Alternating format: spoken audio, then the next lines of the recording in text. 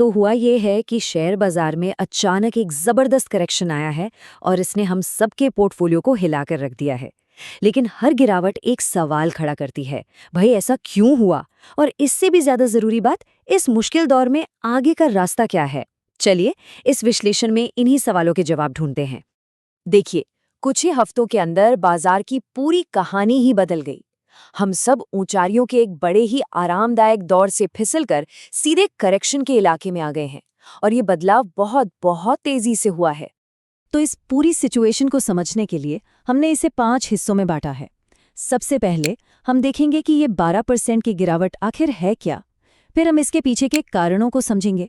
इसके बाद एक बहुत ही दिलचस्प मिडिल 60% फिलॉसफी की बात करेंगे, देखेंगे कि कहाँ सुरक्षित रहा जा सकता है, और आखिर में एक डिसिप्लिन्ड एक्शन प्लान बनाएंगे। तो चलिए शुरू करते हैं। और ये कोई छोटी मोटी गिरावट नहीं है। जी हाँ, बाजार अपने टॉप से लगभग 12% नीचे आ चुका है। इस गिरावट ने उस भरोसे को हिला दिया है कि बाजार की तेजी हमेशा चलती रहेगी। मार्केट के जो एक्सपर्ट्स हैं, उनका मानना है कि ये सिर्फ एक वजह से नहीं हुआ है। ये एक परफेक्ट स्टॉर्म जैसा है, जहां एक दो नहीं बल्कि करीब 15 नेगेटिव फैक्टर्स एक साथ आ गए हैं। तो सवाल ये उठता है कि वो कौन सी वजह हैं जिन्होंने मिलकर बाजार में ये तूफान खड़ा कर दिया है। चलिए उन सबसे बड़ी ताकतों को समझते हैं जो इस समय मार्केट को नीचे खींच रही हैं। तो इस पूरी गिरावट की जड़ में ना 3 बड़े प्रेशर पॉइंट्स हैं, जैसा कि हम यहाँ देख सकते हैं। पहला, एक बड़ा जियोपॉलिटिकल शॉक। दूसरा, हमारे रुपए पर ऐसा दबाव जो पहले कभी नहीं देखा गया। और तीसरा, मार्केट में वॉलेटिलिटी का तूफान। और जानते हैं क्या, ये तीनों मिलकर FIIs यानी फॉरेन इन्वेस्टर्स को लगातार बिकवाली करने पर मजबूर कर रहे हैं। अब देखिए, जियोपॉलिटिकल टेंशन की वजह से कच्चा तेल $110 प्रति बैरल के भी पार चला गया, और इसका असर एक लहर की तरह पूरी इकोनॉमी पर फैल रहा है। कंपनियों की पैकेजिंग कॉस्ट से लेकर फर्टिलाइजर सेक्टर तक हर जगह इसका असर पड़ रहा है, जिससे कंपनियों के मुनाफे पर भारी दबाव बन रहा है। और यहीं से जुड़ा है फॉरेन कैपिटल का बड़ा सवाल। जरा सोचिए, अगर किसी इन्वेस्टर को अमेरिका में बिना किसी रिस्क के 4.5% का रिटर्न मिल रहा है, तो वो भारत जैसे वॉलेटाइल मार्केट में पैसा क्यों लगाएगा? यहाँ तो जो थोड़ा बहुत एक्स्ट्रा रिटर्न है वो रुपए की गिरावट और टैक्स में ही चला जाता है। तो ये हमें एक बहुत बड़े सवाल पर ले आता है। अगर अभी खरीदना एक गिरते हुए चाकू को पकड़ने जैसा लगता है, तो फिर सही सोच, सही माइंडसेट क्या होना चाहिए? तो चलिए अब एक बहुत ही पावरफुल इन्वेस्टमेंट फिलॉसफी की बात करते हैं। ये फिलॉसफी मार्केट का बॉटम पकड़ने की कोशिश नहीं करती, बल्कि रिकवरी के सबसे मजेदार और प्रॉफिटेबल हिस्से पर फोकस करती है। अब इस स्लाइड में जो कॉन्सेप्ट है ना, वो बहुत ही दिलचस्प है। मिडिल 60% को टारगेट करने का आइडिया।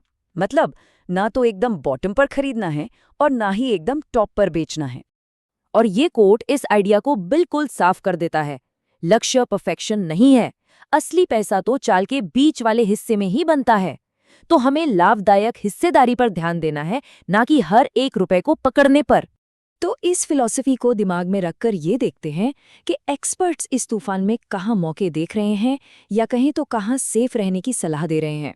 ये जो मैट्रिक्स है, ये हमें एक ही नज़र में 4 बड़े सेक्टर्स का पूरा हाल बता देता है। उनकी ताकत क्या है, उनमें रिस्क क्या है, और हमें करना क्या चाहिए। चलिए एक एक करके इन्हें देखते हैं। सबसे पहले बात करते हैं IT सर्विसेज की। देश की टॉप IT कंपनियां इस वक्त अपनी ऐतिहासिक कीमतों से काफी नीचे ट्रेड कर रही हैं, और इससे भी अच्छी बात यह है कि वो अपना कैश AI में इन्वेस्ट कर रही हैं, जिससे आगे चलकर उनके मुनाफे में जबरदस्त उछाल आने की उम्मीद है। इसके बाद आता है बैंकिंग सेक्टर। देखिए, FIIs की तरफ से भारी बिकवाली तो हो रही है, लेकिन फंडामेंटल्स अभी भी बहुत मजबूत हैं।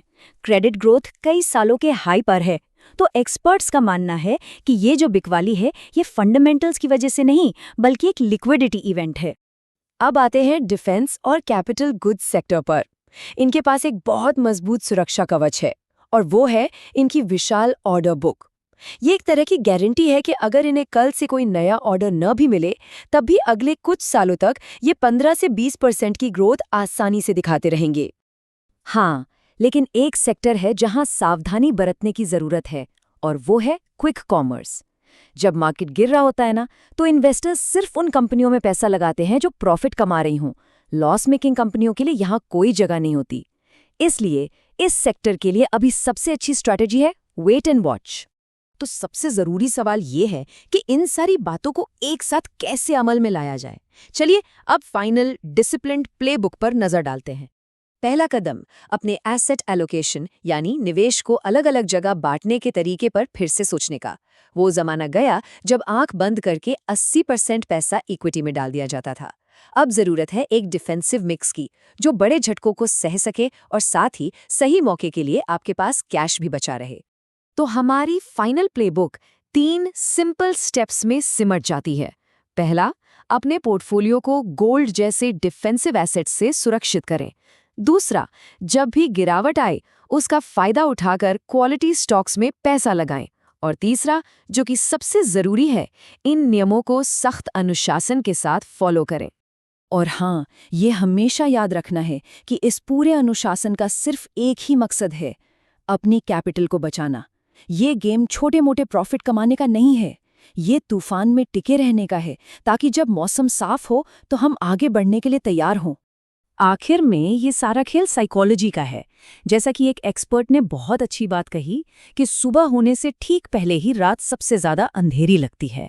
अगर आपका पोर्टफोलियो क्वालिटी वाला है तो ये जो वॉलेटिलिटी है ना, ये सिर्फ शोर है और कुछ नहीं। देखिए, इतिहास हमें यही सिखाता है कि हर बड़ी गिरावट या जंग के बाद मार्केट हमेशा नई ऊंचाइयों पर पहुंचा है। तो असली सवाल ये नहीं है कि बॉटम कब आएगा, असली सवाल ये है कि क्या हमारा पोर्टफोलियो उस आने वाली सुबह के लिए तैयार है। क्योंकि एक बात तो तय है, संकट हमेशा अस्थायी होते हैं, लेकिन रिकवरी होकर रहती है।